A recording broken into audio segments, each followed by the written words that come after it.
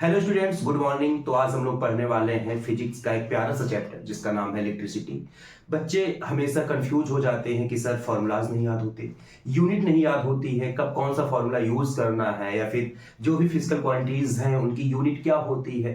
क्योंकि पेपर अब ऐसा बन रहा है, कॉन्सेप्चुअल पेपर बन रहा है, डेफिनेशन से काम नहीं चलने वाला है। तो आपको फॉर्मूलाज पता होने चाहिए, उसके साथ साथ यूनिट आपको पता होनी चाहिए, कब कौन सा फॉर्मूला अप्लाई करना है, वो सारी चीजें हमें पता होनी चाहिए। तो हम एक वीडियो में डिस्कस करेंगे इलेक्ट्रिसिटी क्लास 10th के लिए पूरा चैप्टर। और पूरे चैप्टर का मतलब मैं थ्योरी आपको नहीं पढ़ाने वाला हूं, मैं आपको केवल फॉर्मूलाज बताऊंगा, ठीक है, विथ यूनिट। तो कॉपी निकाल लीजिए, नोट डाउन करना स्टार्ट करते हैं। तो चलिए सबसे पहले बात करता हूं, जो सबसे पहला टर्म फिजिक्स में आता है इलेक्ट्रिसिटी का, सबसे पहला टर्म जिसे हम बोलते हैं चार्ज। तो चार्ज बेटा क्या होता है, देखो एक तरफ से मैं पूरा फॉर्मूलाज भरने वाला हूं इसको, ठीक है, लगभग 10-15 फॉर्मूलाज है, इंपॉर्टेंट फॉर्मूलाज है। तो सबसे पहले मैं चार्ज की बात करूंगा। चार्ज बेटा हम लोग क्यू से डिनोट करते हैं चार्ज को, और क्यू इज इक्वल टू जो फॉर्मूला होता है बेटा वो क्या होता है, एन। ये सबसे पहला फॉर्मूला मैं बता रहा हूं, ठीक है। क्यू क्या होता है बेटा, चार्ज होता है। एन क्या होता है, नंबर ऑफ इलेक्ट्रॉन, ठीक है ना। और ई क्या होता है, चार्ज ऑन इलेक्ट्रॉन। और इलेक्ट्रॉन पर चार्ज कितना होता है आपको बहुत अच्छे से पता है, 1.6 इंटू 10⁻⁻19 कूलॉम। चार्ज की यूनिट क्या होती है बेटा, कूलॉम होती है, COULOMB, ठीक है, कूलॉम यूनिट होती है चार्ज की। एन होता है नंबर ऑफ इलेक्ट्रॉन, और ई होता है चार्ज ऑन इलेक्ट्रॉन, मतलब इलेक्ट्रॉन पर कितना चार्ज। Very good. दूसरा जो फॉर्मूला आता है बेटा जिसे हम लोग बोलते हैं इलेक्ट्रिक करंट, और इलेक्ट्रिक करंट का डिफिनेशन तो आपको पता ही होगा, क्या होता है बेटा, क्या होता है बताओ जरा मुझे, rate of flow of charge, ठीक है, rate of flow of charge known as electric current. I is equal to Q upon T formula होता है, ये मेन फॉर्मूला है। अब इसको मैं Q is equal to I T भी लिख सकता हूं, आगे बताऊंगा उस चीज को। तो अभी ये समझो कि I is equal to Q upon T, ये फॉर्मूला किसका है, इलेक्ट्रिक करंट का है। तीसरा फॉर्मूला आता है बेटा जिसे हम लोग बोलते हैं पोटेंशियल डिफरेंस, और पोटेंशियल डिफरेंस पीडी भाई, जिसे हम लोग कैपिटल V से डिनोट करते हैं, और फॉर्मूला होता है V is equal to W upon Q, ठीक है, V is equal to W upon Q, ये आपका फॉर्मूला होता है। अच्छा, यूनिट की मैं बात ही नहीं किया, Q का यूनिट अभी मैंने आपको बताया कूलॉम होता है। I, देखो I का unit means electric current. Electric current को रिप्रेजेंट किससे करते हैं बेटा, कैपिटल I से करते हैं। फॉर्मूला क्या होता है, I is equal to Q upon T होता है। और यूनिट क्या होती है, यूनिट समझना, जो इसका फॉर्मूला बेटा, चार्ज की यूनिट मैंने बताया क्या, कूलॉम। टाइम का यूनिट क्या होता है, सेकंड। तो इसकी यूनिट क्या बन जाएगी बेटा, इसकी यूनिट क्या बन जाएगी, कूलॉम पर सेकंड, या इसी को हम लोग बेटा क्या बोलते हैं, एम्पियर बोलते हैं, कूलॉम पर सेकंड या फिर एम्पियर। अच्छा, V क्या पता है मैंने, पोटेंशियल डिफरेंस। पोटेंशियल डिफरेंस का फॉर्मूला क्या होता है, V is equal to W upon Q होता है। अब मुझे ये बताओ यार, W का मतलब होता है वर्क डन, Q मतलब होता है चार्ज। तो W का वर्क डन, और वर्क डन की यूनिट आपने 9th में पढ़ा होगा यार, क्या होता है, जूल होता है, जूल पर कूलॉम। और इसी का एक दूसरी यूनिट होती है क्या बेटा, जिसे हम बोलते हैं वोल्ट, ठीक है ना। Very good. तो अभी तक 3 फॉर्मूलाज है, मुझे कोई लग रहा है कोई प्रॉब्लम नहीं हुई होगी आपको। Q is equal to any, charge का फॉर्मूला, ठीक है। I is equal to Q upon T, electric current का फॉर्मूला हो गया। V is equal to W upon Q, ये किसका फॉर्मूला बेटा, पोटेंशियल डिफरेंस का। इसका भी मैं यहां पे यूनिट लिख रहा हूं, COULOMB, ठीक, कूलॉम हो गया। नेक्स्ट आपका फोर्थ में बात करूं, फोर्थ तो आपका आ जाता है resistance. Resistance means capital R से डिनोट करते हैं, और फॉर्मूला होता है R is equal to V upon I। अब सेम इसका भी अगर मैं यूनिट की बात करूं तो अभी पढ़ने पड़ा, V से पोटेंशियल डिफरेंस, और पोटेंशियल डिफरेंस की यूनिट क्या होती है, वोल्ट होती है, और I से क्या हो जाता है, इलेक्ट्रिक करंट, तो वोल्ट पर एम्पियर। या फिर इसका एक और यूनिट आता है जिसे हम लोग बोलते हैं ओम। साइन कैसा होता है बेटा, इस टाइप से, क्लियर है ना। तो रेजिस्टेंस, रेजिस्टेंस का यूनिट क्या होता है, वोल्ट पर, सॉरी फॉर्मूला होता है volt, sorry V upon I।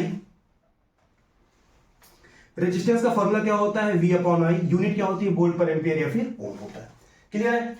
Next मैं बात करता हूं फिफ्थ फॉर्मूले की। तो फिफ्थ फॉर्मूला हो जाता है आपका, अब मुझे ये बताओ यार, रेजिस्टेंस को मैं कैसे कंबाइन कर सकता हूं। रेजिस्टेंस को मैं 2 तरीके से कंबाइन कर सकता हूं, एक तो सीरीज में, दूसरा पैरेलल में। जब कभी भी बात करता है मैक्सिमम रेजिस्टेंस की, तो हम लोग सीरीज में कंबाइन करते हैं रेजिस्टर को, और जब बात करेगा मिनिमम रेजिस्टेंस की तो पैरेलल में कंबाइन करेंगे।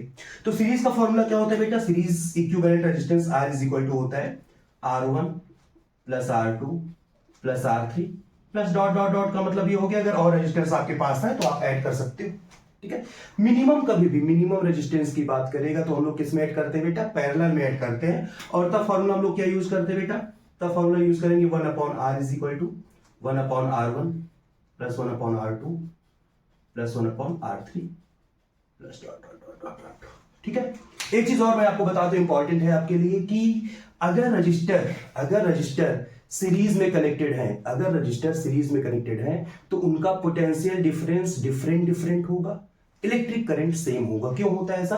बिकॉज एक ही वायर में सभी रजिस्टर कनेक्टेड रहते हैं। पैरेलल की अगर मैं बात करूं तो पैरेलल में पोटेंशियल डिफरेंस सेम होता है, पोटेंशियल डिफरेंस सेम होता है, इलेक्ट्रिक करंट अलग अलग होता है। क्यों?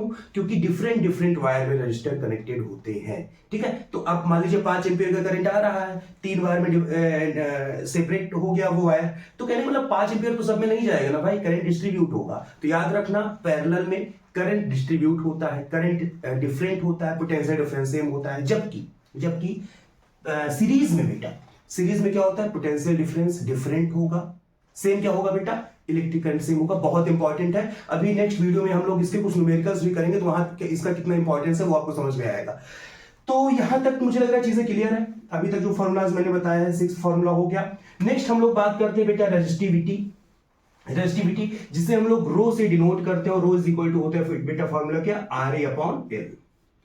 यूनिट होती है बेटा इसकी ओम मीटर यूनिट रेजिस्टिविटी की। अच्छा एक चीज और बता दूं, रेजिस्टेंस आपका किस पे डिपेंड करता है बेटा? 4 चीजों पे डिपेंड करता है, length, cross section area, material and temperature. 4 चीज कौन सा? Length, cross section area means होता है thickness of wire, length, cross section area, material and temperature. Length के डायरेक्टली प्रोपोर्शनल होगा, लेंथ बढ़ेगा तो रेजिस्टेंस भी बढ़ेगा, थिकनेस अगर बढ़ेगी तो रेजिस्टेंस कम होता है। डिफरेंट मटेरियल के रेजिस्टेंस भी डिफरेंट होंगे, टेम्परेचर बढ़ने पे रेजिस्टेंस क्या करता है? इंक्रीज करता है। लेकिन रेजिस्टिविटी आपका केवल 2 चीज पे डिपेंड करती है बच्चों, और वो दोनों चीजें कौन से हैं? एक तो है टेम्परेचर और दूसरा है मटेरियल। मतलब एक वायर बहुत छोटा, एक वायर जो मार्कर की लेंथ है इतना बड़ा का एक वायर ले लो, सिल्वर का ले रहा हूं, और एक वायर जितना मार्कर है इतना लंबा एक वायर है सिल्वर का, और दूसरा वायर है आपका सिल्वर का बहुत बड़ा 100 मीटर का मैं मान लेता हूं। तो मुझे ये बताओ, जो इसकी रेजिस्टिविटी होगी इतने बड़े वायर की, वही 100 मीटर वायर की रेजिस्टिविटी होगी, क्योंकि दोनों का मटेरियल सेम है। तो अगर मटेरियल सेम है तो रेजिस्टिविटी नहीं चेंज होगी, क्योंकि रेजिस्टिविटी लेंथ पे नहीं डिपेंड करती है। क्लियर है? लेकिन दोनों का रेजिस्टेंस बेटा अलग अलग होगा, भले ही मटेरियल सेम हो, क्योंकि रेजिस्टेंस लेंथ पे भी डिपेंड करता है। तो बेटा रेजिस्टिविटी याद रखना 2 चीजों पे डिपेंड करती है, टेम्परेचर पे और दूसरा मटेरियल पे। फॉर्मूला मैंने बताया, रो इज इक्वल टू RA/L होता है, और यूनिट क्या होती है बेटा? ओम मीटर होती है। नेक्स्ट मैं बात करता हूं, ये तो आपका रेजिस्टिविटी हो गया बेटा। नेक्स्ट मैं बात करूंगा पावर की। इलेक्ट्रिक पावर P से डिनोट करते हैं, P इज इक्वल टू बेटा E/T होता है, E/T, या फिर P is equal to W/T भी बोल सकते हो। E मतलब होता है इलेक्ट्रिक एनर्जी, और इसकी जो यूनिट होती है पावर की वो होती है, देखो इलेक्ट्रिक एनर्जी है तो जूल हो जाएगा, जूल पर सेकेंड या फिर वॉट। ये किसकी यूनिट हो जाती है बेटा? पावर की यूनिट हो जाती है। इसके और भी फॉर्मूलाज हैं पावर के, वो भी मैं बताऊंगा, अभी मैं मेन फॉर्मूला का डिस्कशन कर रहा हूं। ठीक है, तो रेजिस्टिविटी हो गया, पावर हो गया, P is equal to E/T, joule per second या फिर वॉट होता है। इसकी यूनिट और भी होती है बेटा, 1 किलोवाट अगर मैं बात करूं, 1 किलोवाट, तो 1 किलोवाट में कितना होता है? 1000 वॉट हो जाता है। 1 किलोवाट में क्या हो जाता है? 1000 वॉट हो जाता है। ठीक है, अच्छा इसके और भी फॉर्मूलाज की मैं बात करूं तो एक फॉर्मूला आता है P is equal to VI, ये सभी डिराइव्ड फॉर्मूलाज हैं। P is equal to VI, P is equal to I square R,